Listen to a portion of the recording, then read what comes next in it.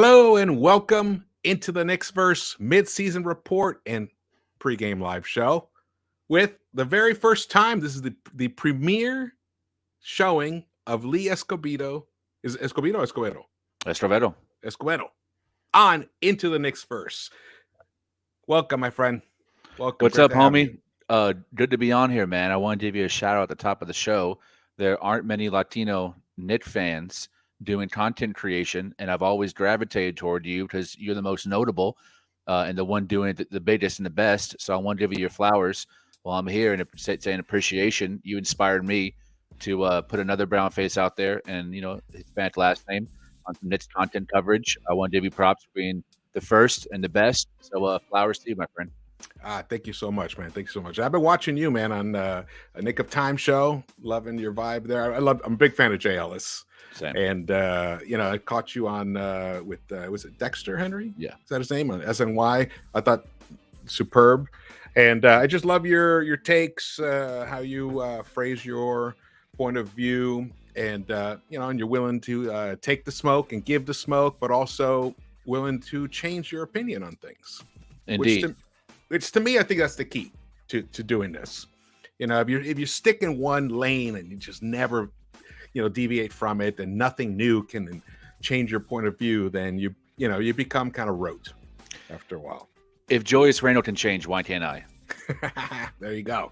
Hey, I've put out a lot of content concerning Julius and Coach Thibodeau. People know how I feel about them in particular, but they really have turned a corner this season. Agreed. They really have. And what we're going to do is shout out to the chat. Thank you guys for joining us. I really appreciate the support, and I'm glad you're here to see Lee the first time here. We're going at it. We literally we've been tweeting at each other, and but really haven't gotten into any major conversations. So you'll be seeing that live for the first time here. And what we're going to do is we're going to give you guys our mid-season report cards on the Knicks, on the bench players, the individual players, the starters, and the coach, and then the team overall. And we're going to look at how the Knicks have done all season long in terms of their team stats in comparison to the rest of the league. And then we're going to look at the upcoming schedule, the remaining schedule. We got this graphic from NBA.com that focuses on what are the strengths of schedules of the remaining games, and it shows you the type of schedule that the team has already played.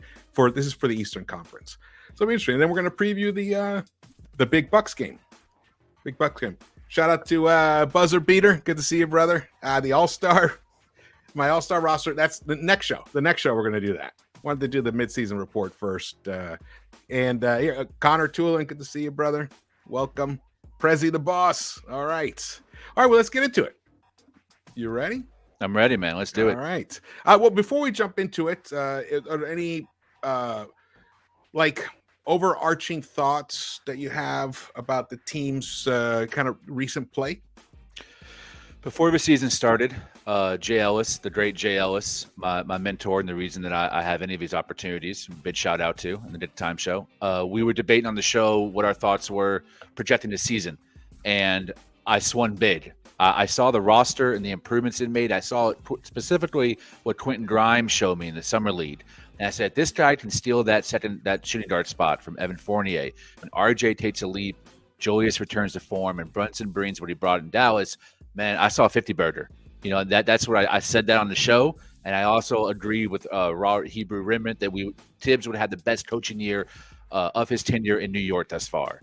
That has certainly proven true. I think this is Tibbs' best year as a coach. The 50-burger is going to be really difficult because of the strength of our roster, our schedule, moving down the year into 2023. But I still think there's a chance because these guys have really hit a groove, and I don't think we've seen the peak yet. I think the peak is yet to come. We're building that, and I think we're really on this first leg of an improvement race toward becoming a really monstrous defensive team. And once RJ and Obi get back and we figure out that roster rotation, then our full offensive potential will be unleashed. Hey, I agree with everything you say. I don't think the team has reached its potential at all. And one of the things that I noticed early on in the season was that this team, they were floundering around like just sub 500 for the first 20 games or so. We were actually after the first 23 games, we were 10-13. Especially after that Dallas game that you had to suffer through. Brutal. At the summer. Yeah. I'd boot out the stadium. Yeah. Man, that must have been brutal. So, I mean, at that moment, things didn't look good, but scoring points wasn't the problem. It was the defense. And I thought, there's no way that a Tom Thibodeau coach team is going to stay this bad defensively. So if they can keep the offense going and then start playing more of that Thibodeau type defense, this team could turn this around. But he wasn't making the moves necessary to do it. And then boom, right after that game, he did them. Yep. Yeah, I agree. And it really came down to the young guys, which Twitter has been barking at for years now, since we went on that draft tear and got Obi and quickly, and I think it was 2021 or 2020. Since then, the fans have really been clamoring for the young guys to not just take starting spots, but the majority of the minutes at certain positions. And once he instituted Jericho Sims, Deuce McBride, and Quentin Grimes, really a home run trio on all accounts. Where they were picked, in what position, and where they're playing now, I think that was a real home run of three guys that have been really behind this resurgence of our defensive, and I think will also be behind the resurgence of our offensive game and come about a month or two when they're playing even bigger roles and find their shots and gain more confidence. Absolutely. It's good that you shout out that 2020 draft. Yep. That was tremendous, that draft. Actually, Hollinger also shouted out the 21 draft. He went back and looked at that draft again, and like there's no real all-star breakouts there. Scotty Barnes has plateaued or didn't add anything over the summer to his game. Cade is hurt again, so it's hard to know what he's about. Mobley looks like, like he could be a fringe all-star, definitely a top defensive player. But, he actually shouted out Quentin Grimes. He thought he was a really interesting, promising player who could be a starter for the next 10 years on a good team. I agree. It reminds me a lot of that I can't remember exactly the year. I want to guess 05 or 06 when we got David Lee, Nate Robinson, and Channing Frye all in the same draft. That trio reminds me a lot of that one. Yeah, where there's a potential for a star, which was David Lee. All those guys played for a decade, exactly, at least. And I think all three of these guys will have long careers, hopefully with the Knicks, but I think they're all built for this modern NBA, and all three have a tool set to thrive offensively in transition and also be locked down defenders that can all switch on defense as well. Yeah, absolutely. Well, the defense is their main primary thing. Grimes and Deuce they're elite level type defenders. Amen. Sims seems to have all the physicality to become like that. He's not there yet. He still makes a lot of mistakes, but he definitely has shown promise. And he was a 58th pick, so you can't get that choosy. But I think he can also be a long-term piece on some, on a roster. I want to give him some props, though. Of the three, I would agree that he has the most to go. But he is paired with Isaiah Hartenstein a lot, and that causes him to have to pick up a lot of the slack that Hart gives you or doesn't give you on defense. And I think puts him in positions where he has to help a lot, and he ends up being out of rotation because Hart's man blows by him, and he's really had to clean up a lot of damage done by the guards and Isaiah next to him in the front court. So I think once Obi replaces him, or he's playing more with Randall or even Mitch in the front court, I think a lot of that stuff will be cleaned up because he'll be in a better position to succeed. I agree. I'm very hopeful for him. Very hopeful. And it is playing with Hart, it's been tricky for them defensively. But actually I thought Sims has played better defensively with Hart on the court than he was without Hart. And I think it's just helped him focus more. He plays the he plays the center. They switch it up between the center and the 4 position. Yeah, they do. Yeah, so it was a great draft. That's one thing. This franchise, this front office, has had some nice, a couple of nice drafts. Except the last one. Agreed. Really annoyed about that, them passing up on that. But that's it. That's for another day conversation. All right. Well, hey, we got Lex the Destroyer, best mod around. Thank you so much for joining us, Daniel Rosario. We got Mike Uno, man, Kareem Grant, Adrian Reality. Oh man, we got a great group here, Captain Matumbo. All right, let's get to the mid-season report. Here we go. All right. Well, now I blew the wad here. I had it all set up perfectly. All right, here we go. So these are the stats for the first 40 games that the Knicks have played, which is every game they've played this season. And the Knicks currently are 11th, they have the 11th best record in the entire NBA, 22-18. 11th best in the entire NBA. Did you think we'd be around here, Lee? In the beginning of the season, yes. After the Dallas loss, hell no. Yeah. Not at all. I didn't think Tibbs had the acumen and really like the humility to change things up to the degree in which he did. And I'm really happy that he did. And it's made me quiet down on my fire Tibbs chance because him shortening the rotation and really putting an emphasis on actually running plays for Grimes when Grimes is replacing RJ in the lineup and running more pick and roll between Brunson and Mitch and really tightening up the defense and getting guys at IQ to buy on a defense and then rewarding him with shots and plays and really letting him have the reins on offense when he's with the bench unit at point.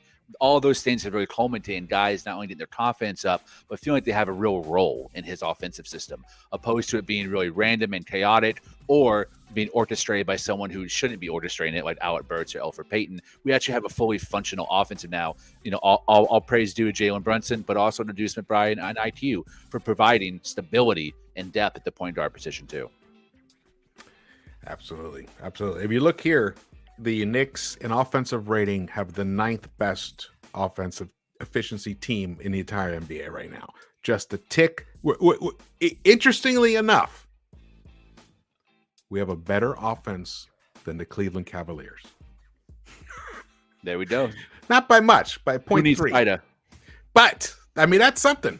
Considering this was the concern. This is why I didn't want to clear out the cupboard for a Donovan Mitchell. Because, yes, of course, he's tremendous. He's having an amazing year. He's going to be the all-star starter. He's been fantastic. He's having a career year. But what we would have had to have given up compared to what the Cavs had to give up in terms of how it impacted their ability to continue winning, we would have had to have given up some key pieces. I'm really glad you brought that up. I've seen kind of a resurgence of that conversation after he dropped 71. I think it was last week when that happened about the Knicks should trade for him. I'm with you 100%. I still stand on the grounds that the team that he would have came to would have been much more depleted than the one he joined in Cleveland. It would have been like him, Mitch, Randall, Brunson, and like Fournier would have had to play major minutes. Yeah, Derrick Rose would have to be playing major minutes. I don't think Grimes would be here. IQ would be here. RJ's a question mark. No, it would be RJ, Grimes, and either Obi or IQ, if not both. And 5 years of draft control, 3 no picks picks. and 2 swaps. Like if it doesn't work out, you're screwed, and you lose the ability to get that Nets trade because Donovan Mitchell with that combination is not winning a championship, not this year, not next year, not 2 years from now. So you also lack the assets to improve your roster further, but down the line with another trade. Right. Exactly. So good. I'm glad we got that, got through that because it's true. I'm fine with where we are at. I'm ecstatic, actually, from where we're at. I predicted when I did a preseason prediction. I went through every game. There's a video out there. I predicted 47 wins. We win tonight. We're right on target for that. So here is the defensive rating. So the Knicks for the whole season, defensively, we have the 10th best defense, and that's really something considering we were like 28th. For the first 15 games or so of this season. In fact, not even, maybe even more. We were 20, like really in the low 20s. And in terms of the overall net rating, which is the most important stat, the Knicks for the entire season have the 8th best net rating team in the NBA. Better than the Suns, the Mavs, the Bucks, the Jazz, the Kings, Trailblazers, Timberwolves, where they're not. And then, I mean, just below the Denver Nuggets, who are quickly becoming my favorite to win it all this season if they can stay healthy. Ooh, yeah. And the Sixers, I like them. They scare me a lot. However, as we get into the strength of schedule, you'll see that I'm not. It's good. We have a little bit of a level playing field. Pelicans, I mean, they're dependent on. They need Zion, and now he's hurt. He's out, so we'll see. The Nets, again, similar for them. They're on the best roll in the NBA. They're I think a franchise record 21 wins, right? Or 20 wins or something. 20 out of 21, I think is what it is, or something like that. Yeah, prayers to KD for that knee's not too torn up. Yeah, he got injured last night. It's hope, because we want to see him compete, because it sucks when he's not out there. And then the Celtics and the Cavs, net rating, they're up there 1 and 2. You can see this is a very East heavy top 8. Which so that shows that's where the Knicks are competing in. And let's go to the next slide here. Oh, we got a super chat for KD. Thank you so much, brother. It was here. What about trade RJ, Cam, IQ, and 5 first-round picks, 3 unprotected for Devin? No, Devin Booker. That's a no from me. That's a little much. It's a little much. But the 5. It's more the 5 first-round picks, because we're gonna have to give up players. I'm with you. Yeah, it's more the picks. Because again, we're in a similar spot. What do we do afterwards? And you're giving up IQ, who's one of the best defensive guards in the entire NBA right now. Cam, he's going to have to go, so I don't mind that. And then RJ, they're going to want some kind of a young starter in return, and we got to make the money work. So, and RJ, unfortunately, having to be included is part of it. It's more the 5 first-round picks. That's the sticking point for me. I mean, it's definitely something as we move forward to keep an eye on, because the Suns they're kind of teetering. They're teetering, but it's a great super chat. Really appreciate that one. Actually, I'm going to save that. We might even come back to it later. All right, all right, so this is now looking at the last 20 games. So the previous 2 slides we're looking at the entire season.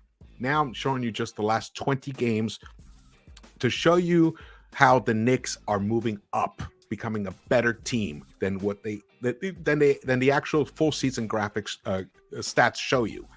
Here, for offensive rating, we're up to 116.6, which is tied, which is a tick below the Jazz here, but for 6th best in the entire NBA.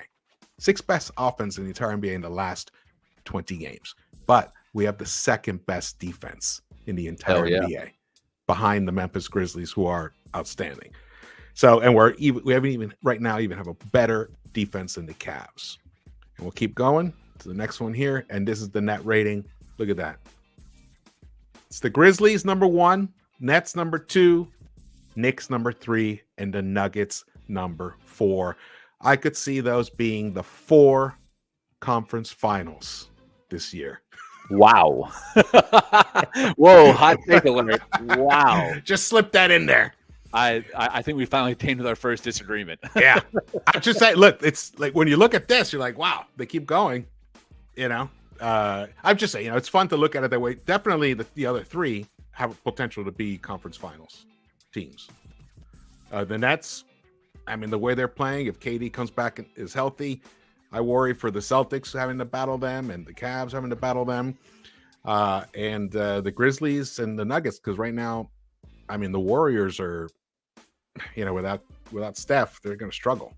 Yeah, so, I still like Milwaukee and Boston out of the East in the conference finals, depending on if they end up even matching up with each other on the seeding. And in the West, I like Denver. Injuries keep hurting the Bucks. Yeah. In the West, I like Denver and New Orleans. I love the roster that New Orleans has. If they didn't solidify their point guard position with another veteran, because they're depending a lot on Alvarado and Devontae Graham, I think they need a really solid veteran in there at that guard spot. Fred VanVleet, I'm not sure if they can pull off that miracle, but I think New Orleans has a real good chance to be a dark horse come playoff time. Yeah, they do. They do. Yeah, I totally agree with that. Totally agree with that. Now let's go to the midseason report card. All right, we're starting with the bench first. And sorry about the alignment of the text. I don't know, something with PowerPoint when it gets brought into StreamYard shifts everything. Lee, you want to take us through your? We're very similar, but you want to take us through your report card? Yeah, I don't see. Oh, this is the bench. Okay, we're doing the bench first. The bench first. Yeah, I think IQ's been the best. Both sides of the ball. I think he's really grown as a playmaker and a facilitator. He's also grown on defense. His shot is the one consistently hitting the three-point shot, and some of the boneheaded decision making is like the only reason why I didn't give him an A minus. I think he still has room to grow. I think by the end of a year that could change to an A. Obi, we haven't seen enough, especially once Tibbs shortened the rotation. I don't think Obi's had enough of a role in that to really give him a grade above C, just because Brando's been so good. He has not had the opportunity to really thrive in a starting position or an increased minutes production. Sims has been solid. I mean, for a late second round pick, what more can you ask for at your third string center? I think he's outplayed Hartenstein much of the season. I gave him a solid B minus. And then when Deuce and Grimes were both drafted, Deuce was my favorite. Between that duo, my dad really loved Grimes, but I really saw that dog mentality in Deuce, and we're finally seeing it unleashed. I'm so happy he's taking Derrick Rose's minutes and really running with it. And we finally have someone who can unleash on those like deadly guards that exist on almost every team, especially the playoff one, that all of them have a point of attack guard that's really hard to stop. And we finally have someone we can throw on them like New Orleans does with Alvarado or Sacramento does with Davion Mitchell. Fournier, production-wise, is probably lower than a C, but I've liked his attitude and the energy he's brought, even though he's not playing. I think he's really been a great teammate. And when he did play in that game against Toronto, I loved just the action that he was providing. It wasn't a whole lot of three-point shooting. He's diving on for loose balls. He was trying to play his best defense. He's bringing energy off the bench. I appreciated him. I've never hated him. I liked his game. Really liked his game in Orlando. It just never really translated fully here because he didn't also do some secondary playmaking. We haven't seen a whole lot of that. The same reason we haven't seen a whole lot from Hartenstein too. I don't see Hart. Oh, there's Hart. Hart's a C. Trash. He's really the only player that I don't have like a deep-seated affection for, just because there's something about him. It just resonates soft to me. I do think he tries. He plays hard. He gives effort, and he's skilled, but he doesn't fit the identity of his team. I think if he was on Dallas, he would be cooking in that pick and roll with Luka as a lob threat and a secondary playmaker and operating out of the high post and find Josh Green and Finney Smith. He would dominate. Yeah. But on this team, the way that we play, he's just not a good fit for the rest of this roster. Derrick Rose, also love his leadership. Love how he's taking these young guards under his wing and keeping guys accountable. I think a lot of the reason why Julius Randle's turned it around has probably been Derrick Rose in his ear, both on the court and off the court, trying to keep him composed and poised and a leader verbally, which has been great. Cam Reddish, I went back and forth on the F to a D. I kind of wanted to give him an F, but that's also Tibbs' fault. I think that has been a real mismanagement of an asset and a player and a person, like a human being. I think he's been mismanaged almost ethically, just by the front office and the coach in terms of when he gets opportunities and when he doesn't. Why is he not playing? No answers given. That old haunting of how MSG works under Dolan has still kind of surrounded Cam Reddish's mystery of why he isn't playing, because they just don't talk to the press. And that's been a real disappointment to get a real honest answer why Cam Reddish isn't playing, when talent-wise, he's probably the most talented player on the bench. In my opinion, he is. So, yeah, I gave him a D because he had that spurt in the beginning of the season, and then once he was out of the rotation, we haven't heard from him. He's been a ghost. All right. Well, I love all that. Oh, by the way, before we get going, if you're in the chat, please hit the thumbs up button for me. Very much appreciate that. And share this video with people. Share the live stream. Get people to know more about it, the pregame shows. And because the pregame shows are more than just pregame shows. We get into in depth here, like we're doing here with the midseason report cards. Well, I love it. I love everything you said. The only thing is, the thing about Hartenstein, to give him a little bit of a pass. Apparently, he had that Achilles injury, and he said what did he say? He was at 80%, 70%. This is more like in the first 5-10 games of the season. He came out with that, and also Thibs has changed his game. I mean, we got him here to be a playmaking big and he's turned him into a Mitch Robinson type guy. Agree with that. And that's not his thing. So it exposes him more. Whereby Sims has the athleticism that Robinson has, if not even more so. He's just smaller. But Sims has that. So Sims can emulate that Mitch type style of play where iHeart can't. And the thing is, we don't want iHeart to. So that's a big failing on the coaching and the assistant coaches. They should figure that out, how to utilize him in that manner with the bench, especially when you have guys like IQ who are now in the starting rotation, and you need guys to help, do some playmaking in that second unit. So that's why I kept him at a C, but for different reasons. We had different reasons for that. I think he should be hitting his 3-point shot more. Yes. That's one thing, and he's passing it up, and that's kind of hurting the flow of it's hurting the whole point of having him here. I've seen him pass up at least in the past couple of games, at least 2 or 3 attempts that he could have taken in each of those games. Maybe he passes up on one and he attempts 2 others. He needs to do that, because if he starts hitting them, that's going to make Thibs want to use him in that way more. It's a catch-22 with Thibs. He needs to kind of see it before he can believe it, but people kind of need to be given the green light so that he can see it. So it's always tricky with that. I was going to say, if you want indictment of Thibs' lack of creativity offensively, just look at the mismanagement of Evan Fournier, Cam Reddish, Isaiah Hartenstein. Like, those 3 guys have a lot more to give in terms of the arsenal of their ability, and we've only barely scratched the surface of that. I agree. Hundy. IQ, to me, I give him an A- because of his defense that he's been giving us throughout the whole season.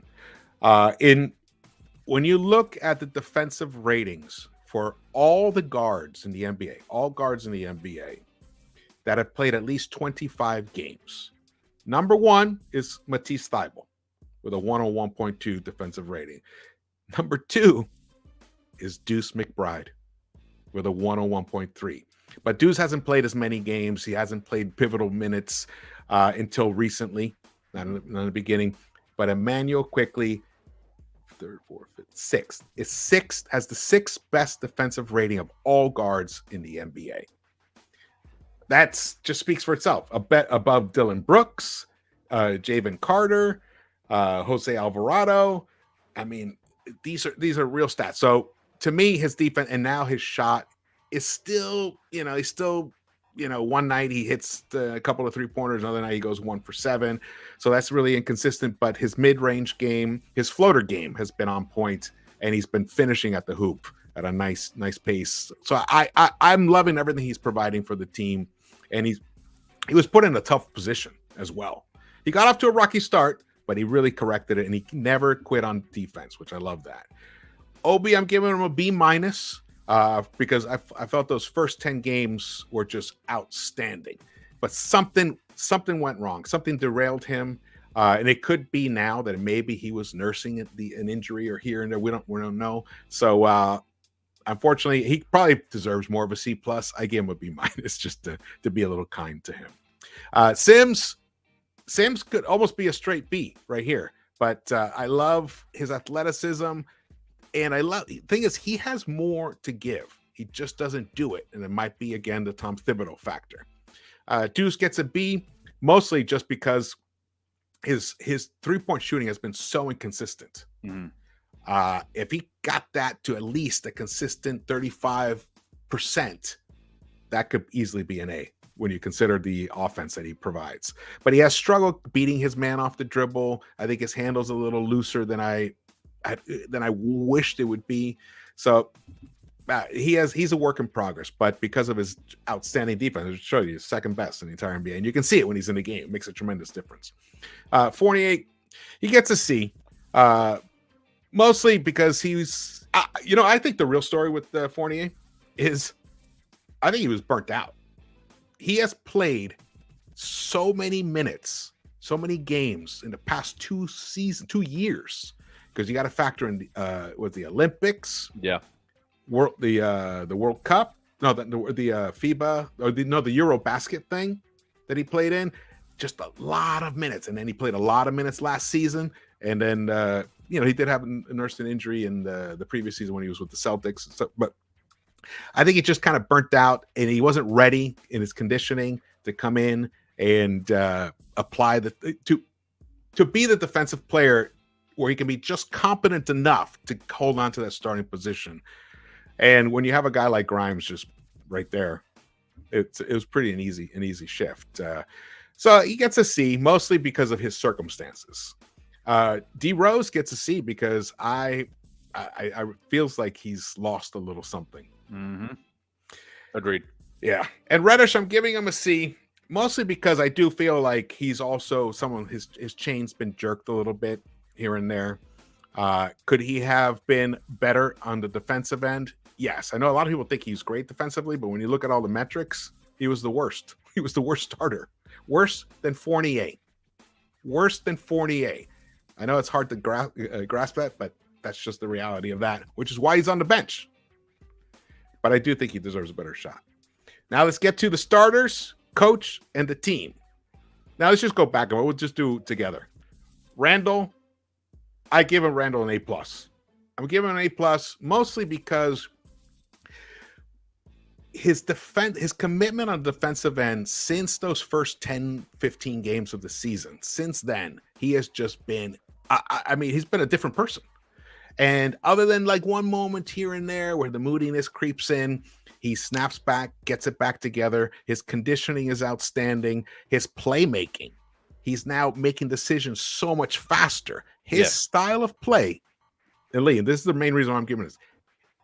The guy that we're seeing right now, the guy that we've been seeing in the last 20 games especially, that kind of player can be one of your best players on a contending team. Agreed. So that's why I'm giving him an A+. And I would still trade him. Only because I don't believe it. I fear that can he keep this going. But you know what? He's here, and I'm going to keep praying that he does keep going that way. Our picks are so similar. They're like 0.5 differential. When we disagree, it's like such a slight margin of difference between them. And I think you're a little nicer than me on the bench, and I might be a little nicer than you with the starters. Randall is the only exception. I just need more. It's great that like the first half of the season, he's went from, I was one of the loudest people, at least small media wise, wanting him gone. I don't know if there's a voice louder than mine, besides like the Toxic Boys, but he's completely turned around. And I actually advocate on the last Nick of Time show.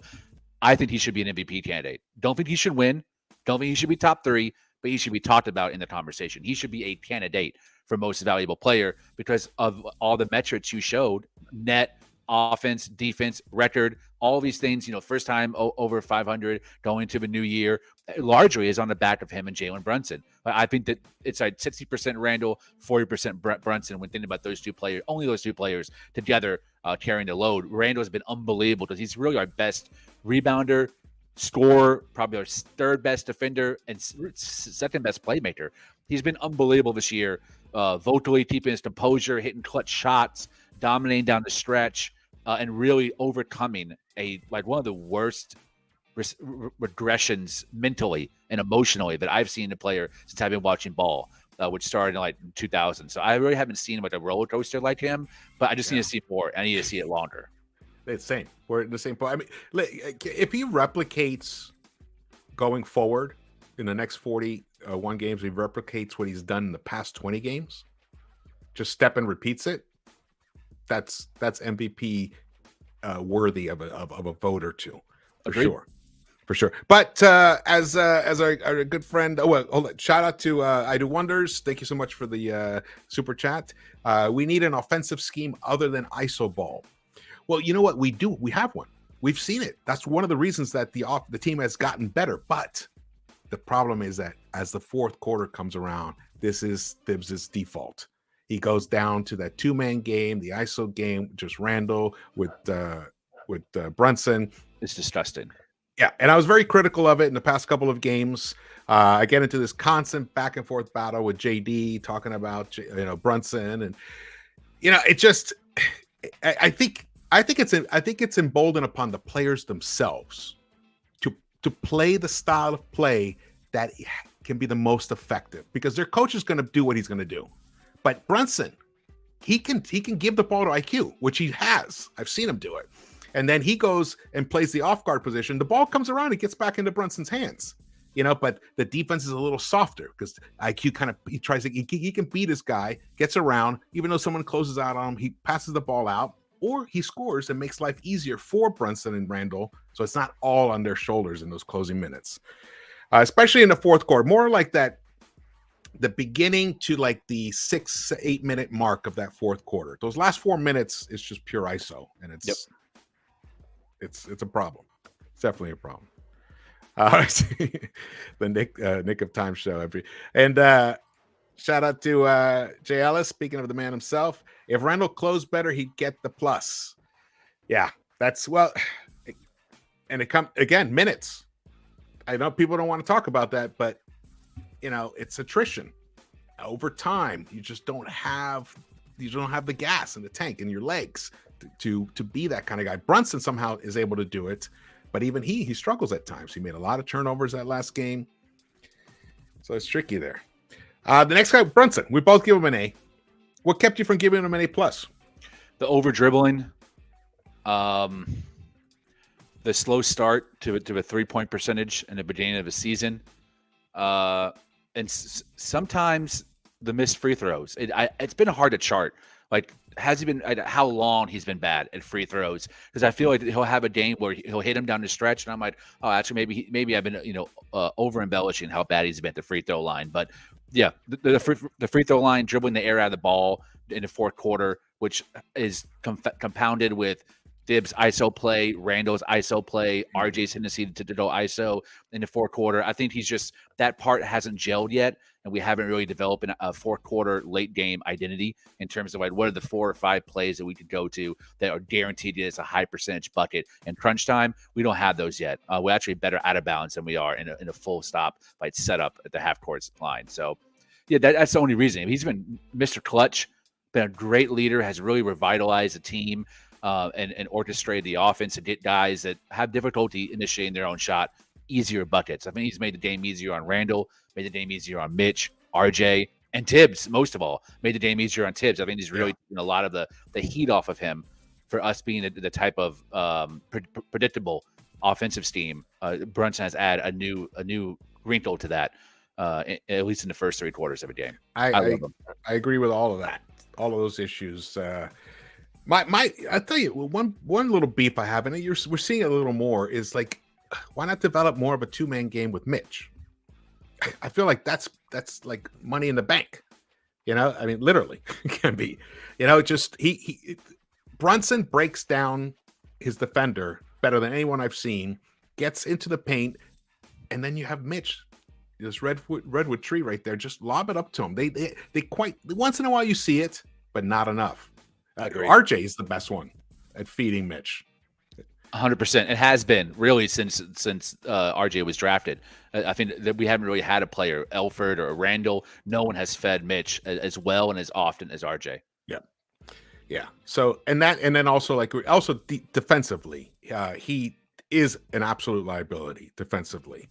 And especially against bigger guards. That's another reason why we see in the fourth quarters why he does struggle, because other teams, they'll switch. They'll put a bigger guard on. They put Sohan on him. They'll put Juancho. Well, actually, what's funny is Hernan Gomez didn't even play the last game. But the previous game, he was a nightmare for Brunson.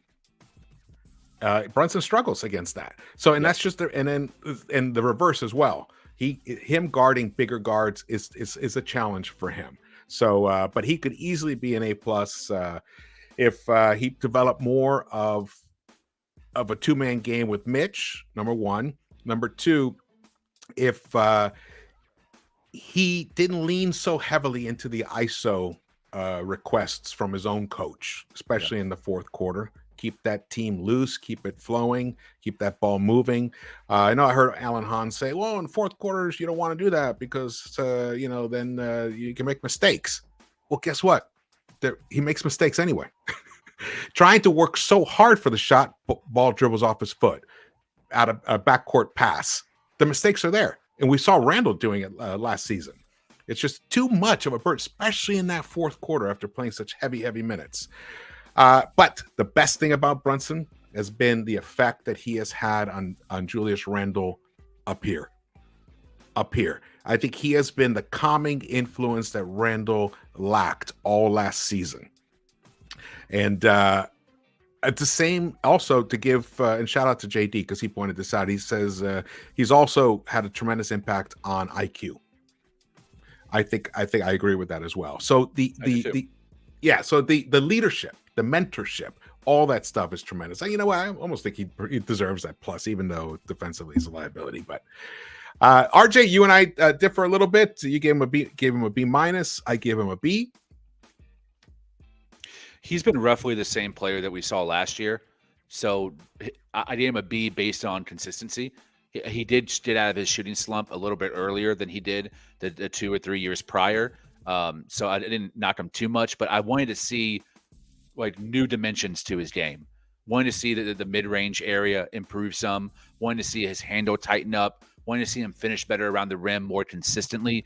There were bursts. There were 2 or 3 game bursts where we saw that. But I think overall there's still a pretty solid improvement needed there in terms of finishing around the basket, especially when I looked at Quentin Grimes and how well and efficient he finishes around the basket in comparison to RJ Barrett, who's bigger, stronger, has a wider wingspan, really should be able to finish at a higher mark.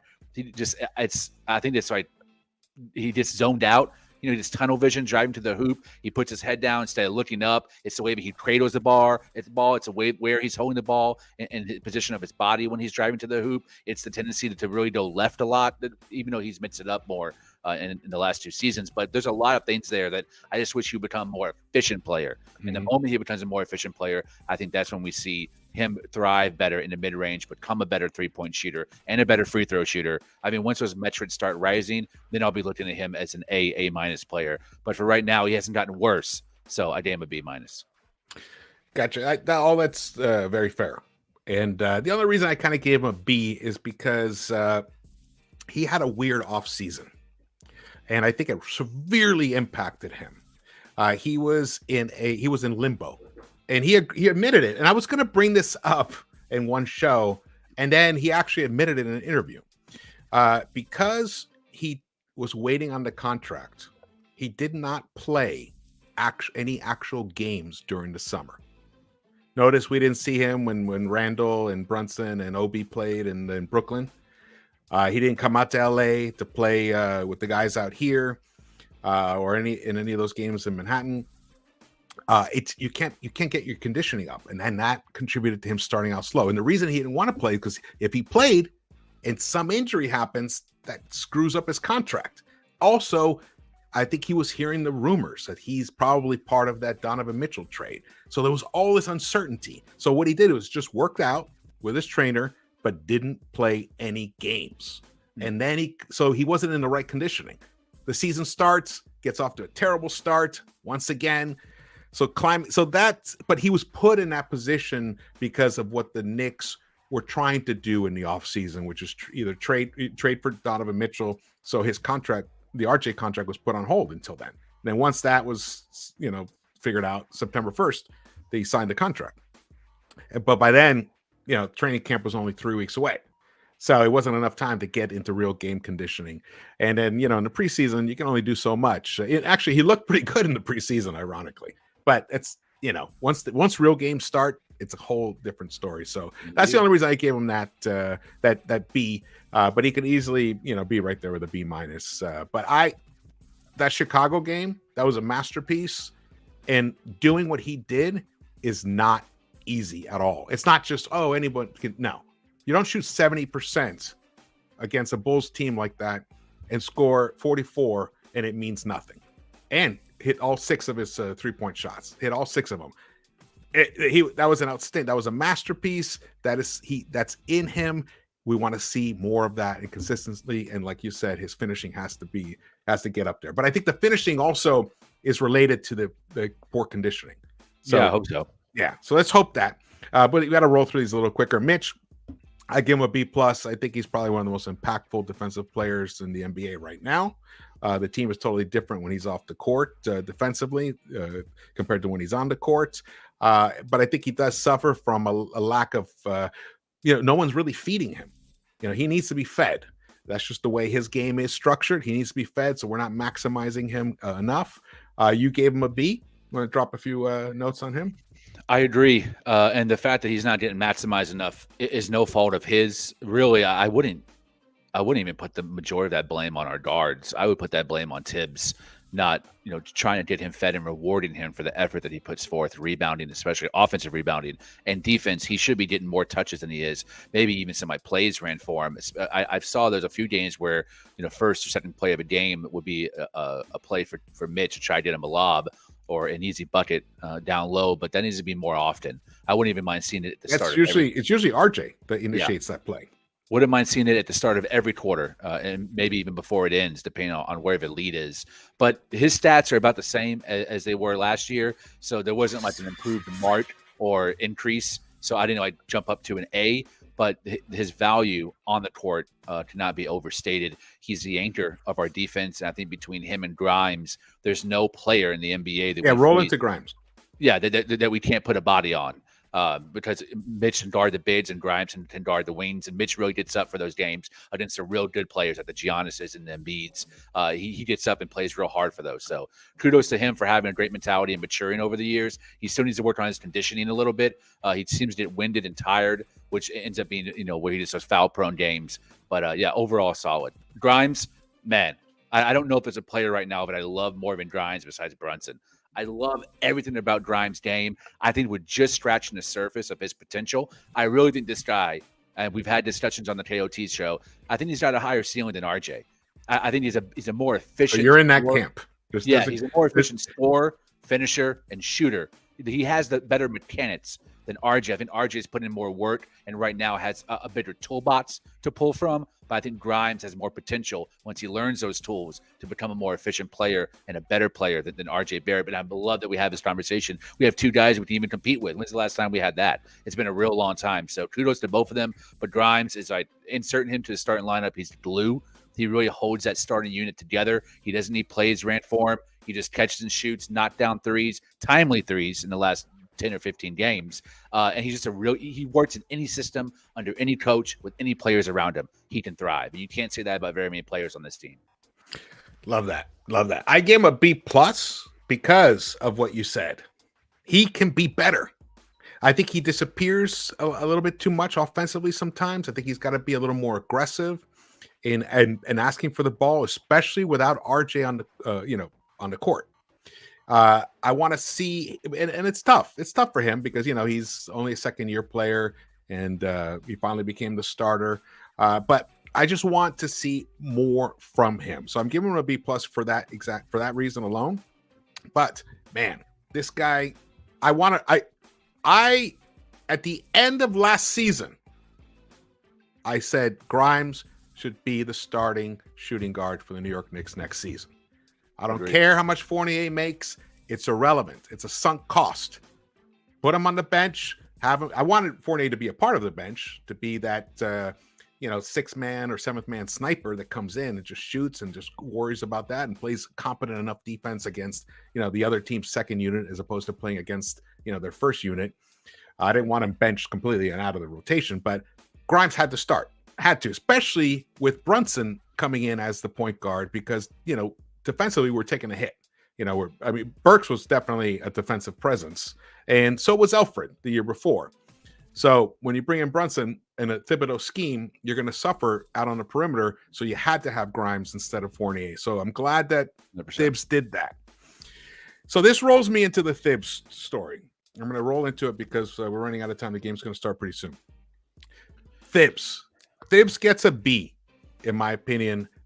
Mostly because it takes him too long to make his adjustments. He finally is getting there, which is a lot more than we can say from last season. The brutality that he threw at us by starting Burks at point, and the year before sticking with Elfrid, where we could have been, going with Derrick Rose. It just made me insane. And his over reliance on ISOs, his drop back defenses, when killing us.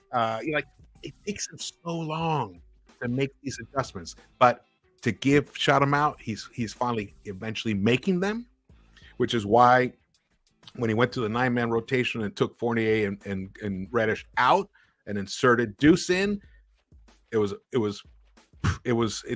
little late in doing that, but I'm so happy he finally got around there, because we know with Thibs, he could have gone the whole season doing the same shit. Man, the man really frustrates the hell out of me. I'm still not a fan. I still want him fired. I don't think he'll be fired. I think he will play out the remainder of his contract. He'll be the first coach to do so since I don't even know when. And the reason is not because he deserves it, but because this front office is obsessed with optics. And there's no way that Leon Rose, who was Tibbs' agent before he was his boss, they're best friends. You know, they go way back. There's no way he's going to fire someone he's so close to. And also because it would signal that he made a grave mistake. Tibbs has been his splashiest signing since before Brunson. So for him to fire Tibbs, it signals that there was a huge misstep there in direction and the culture that he was trying to bring, and who a coach he thought eventually could lead him to a championship. I don't think Tibbs is that guy. I think Tibbs has turned a corner in his ability to add a little humility to his mindset as a coach by instituting, a shorter rotation and activating Jalen Brunson as a primary offensive orchestrator and really helping Julius Randle become who he was in that MIP season. But the deficiencies are still there, and they're glaring, and they're more glaring than almost any other coach in the NBA outside of like Mike Brown. Like, I really think Tibbs is a dinosaur stuck in the 2007 mentality. And I know that you can point to the 100 game.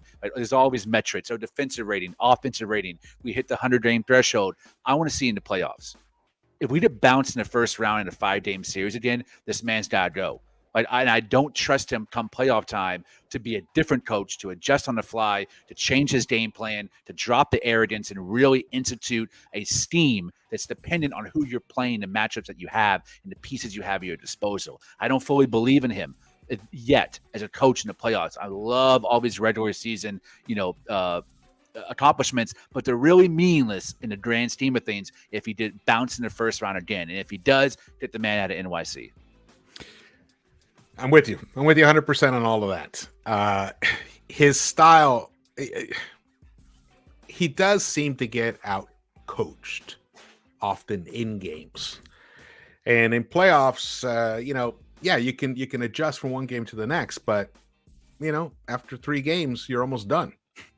So you really got to be ahead of your opponent in terms of how you align your offense and defense to maximize their potential. Mm-hmm. He seems to always kind of like he basically likes the team to play a certain style all the way through, the same style in the regular season as they play in the postseason, and that doesn't really work. Nope. It doesn't really work. So we're going to see. Again, like you're right. If he doesn't, if this team finishes in the 6th seed or somehow 5th seed in the East, and we lose in that first round, or we don't make it competitive, we get gentlemen swept, that's going to be brutal. That's brutal. Yeah. So, and here's the other thing. I believe, and now people may disagree with me on this, but I have believed even since last season that we have a better roster than our record has shown. Agreed. And I think we're finally living up to it now. And and even still, we got RJ coming back and we got Obi coming back. So that's even more of a testament that our roster has depth and quality up and down it. He just wasn't utilizing it properly. So then he gets knocked down for that. But the team overall, I give the team an A right now, a solid A in my opinion, because they never quit. There's some weird moments here and there, but the team as a whole, and even when it looked dark after that Dallas game, they didn't quit. Randall called that team meeting, which I thought was incredibly ironic, but it worked out really well. And it's worked since then. They've been a completely different team. So I give them an A, no doubt. One thing to circle back to Grimes, the whole idea that could be better, to have a higher ceiling than RJ and all that stuff. I love that discussion. Like you said, we're lucky to have that be a discussion. But Grimes has the ability to be a Klay Thompson-esque type player, like the B+ version of him, which would basically be outstanding for us. Agreed. It's kind of odd. If this was 2005, I might say RJ has potential to be the better player, but because the offensive schematics have trended so much toward the 3-point line and the importance of 3-point shot and be able to switch on defense, I think Grimes' game fits the more modern persona than RJ Barrett. I agree. The only thing is, even though despite all the, he gets to beat people to the hoop and everything, RJ is just an unstoppable presence on the floor. When you need someone to drive, he's unbelievably unstoppable. That guy is. It's physicality as well. So that's the little plus side he gets. He doesn't have the technique necessarily that Grimes is showing us, but man, does he have the strength to get there? Amen. All right, I think the game has started already. So, but let's see. Let's keep going here.